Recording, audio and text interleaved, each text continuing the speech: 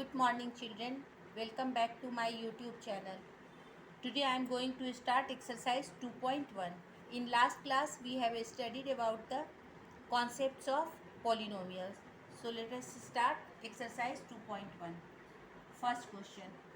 Which of the following expressions are polynomial in one variable and which are not? State reason for your answer. हमें बताना है children कि इनमें से कौन सा जो स्टेट एक्सप्रेशन है वो पॉलिनोमियल इन वन वेरिएबल है और नहीं है तो उसका आपको रीज़न भी बताना है. First question 4x² minus 3x plus 7. यहाँ देखो बच्चों x सिर्फ वन ही वेरिएबल है. So this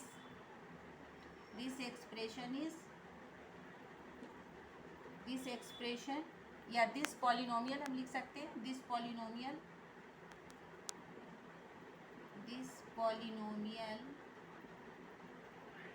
is one variable. क्योंकि यहाँ पर देखिए बच्चों, एक तो ये पहली बात है कि ये पॉलिनोमियल है क्योंकि ये होल नंबर है और सिर्फ x है तो ये हमारा वन वेरिएबल है.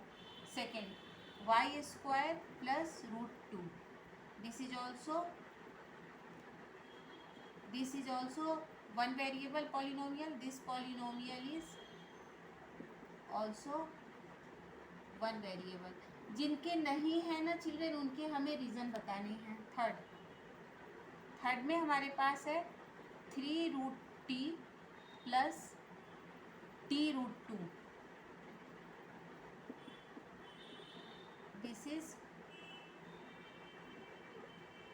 Is not a polynomial.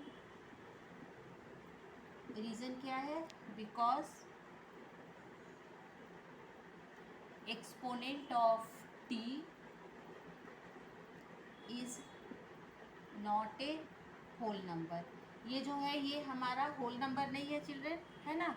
1/2 होता है, आपको पता है ना. इसलिए ये हमारा पॉलिनोमियल नहीं है. फोर्थ में आ जाओ, y प्लस 2/y. अब इसे सॉल्व करोगे चिल्ड्रेन तो देखो बिना सॉल्व किए भी ये डिवाइड में है ना.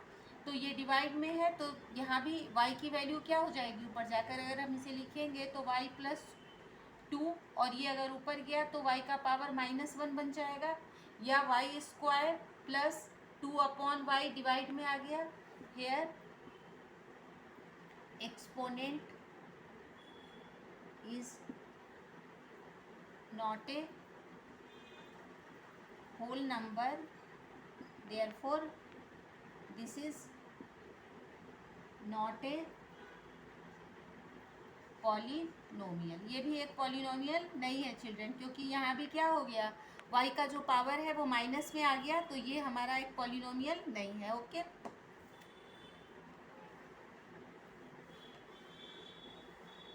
नेक्स्ट अब हम करते हैं फिफ्थ क्वेश्चन में हमारे पास है x10 प्लस y³ और प्लस t50. अब ये पॉलिनोमियल तो है लेकिन वन वेरिएबल नहीं है. This is polynomial of 3 variable, है ना. ये 3 वेरिएबल है, वन वेरिएबल नहीं है ना. 3 वेरिएबल्स है क्योंकि एक वेरिएबल x है, एक y है और t है.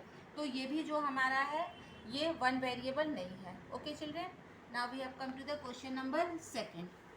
इन क्वेश्चन सेकेंड हमें कोफिशिएंट बताना है चिल्ड्रेन x² का. तो ये तो बहुत ही ईजी है. फर्स्ट क्वेश्चन में है 2 प्लस x² प्लस x. तो कोफिशिएंट ऑफ x². देखो यहाँ पे x² का आगे कुछ भी नहीं है तो इज 1. सेकेंड में आ जाओ. सेकेंड में है 2 माइनस x² प्लस x³. तो कोफिशिएंट ऑफ x² इज, बताई थी कि वैल्यू हमेशा प्लस होती है तो -1. थर्ड पे आ जाओ. थर्ड पे हमारे पास है π/2 x² plus x. So coefficient of x² is positive है तो सिर्फ π/2. फोर्थ क्वेश्चन पे आ जाओ. √2x - 1. Coefficient of x square is √2 और यही हमारा चिल्ड्रन आंसर हो गया। ठीक है, थर्ड में है give one example of A binomial. Binomial का मतलब चिल्ड्रन ऐसा पोलिनोमियल जिसमें दो टर्म हैं। टर्म्स के आधार पे मोनोमियल में एक टर्म होता है, बाइनोमियल में दो, ट्राइनोमियल में 3 एंड सो ऑन। तो यहाँ पर हमें मोनोमियल लिखना है, मतलब हमारे पास उसमें सिर्फ दो टर्म हो, कुछ भी लिख सकते हैं चिल्ड्रन। फर्स्ट का आंसर हो जाएगा 3x। इसने मुझे डिग्री 35 दिया है तो हम 35 ले लेते हैं चिल्ड्रन। एक टर्म और चाहिए तो वो हम कुछ भी कांस्टेंट ले सकते हैं 7। सेकंड में कह रहा है मोनोमियल लिखिए। मोनोमियल मतलब इसमें सिर्फ सिंगल टर्म हो। तो मान लो मैंने y के ऊपर 100 लिख लिया, आगे कुछ भी कोफिशिएंट लगा दो, 7y 100, कुछ भी लिख सकते हैं, 7x 100, 7z 100 and so on. Fourth question, right the degree of each of the following polynomials. मुझे डिग्री लिखनी है पॉलिनोमियल की चिल्ड्रन, ठीक है ना, डिग्री लिखनी है। तो हम यहाँ पे फोर्थ का फर्स्ट है degree 5x³ plus 4x² and plus 7x। अब यहाँ पे बताइए बच्चों, हमें इसमें डिग्री लिखनी है तो पहले की देखो मैक्सिमम डिग्री क्या है 3, तो डिग्री इज इक्वल टू क्या हो गया exponent degree, all are the same terms. Second में हमें मिला हुआ है 4 माइनस y²। तो यहाँ पे क्या है, यहाँ पर हमारी जो डिग्री है ये है 2। थर्ड पे आ जाइए। थर्ड में हमारे पास क्या दे रखा है 5t माइनस √7। अब यहाँ पे डिग्री क्या है 1 है, तो इसकी डिग्री हमारी 1 हो गई, ठीक है ना। और अब फोर्थ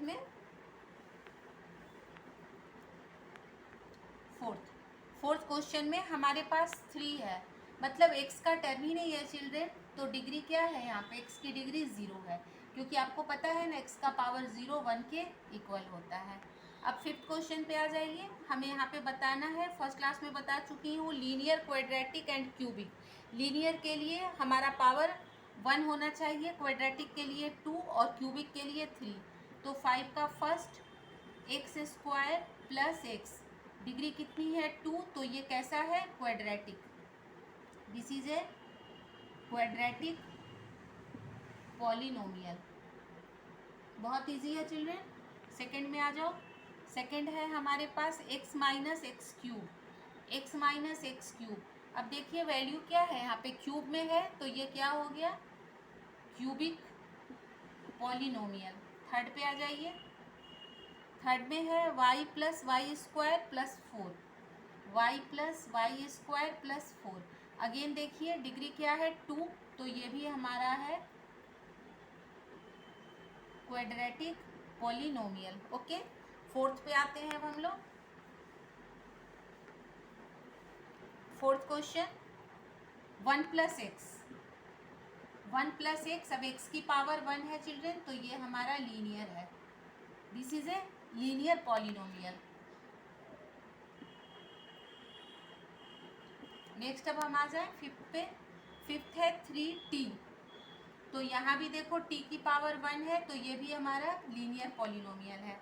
सिक्स्थ पे आ जाते हैं। सिक्स्थ पे है r², तो r² पावर 2 है चिल्ड्रन, तो फिर अगेन ये हो गया हमारा क्वाड्रेटिक पॉलिनोमियल। ओके, उसके बाद एक लास्ट है हमारा, लास्ट वन है हमारा, ये है 7x³।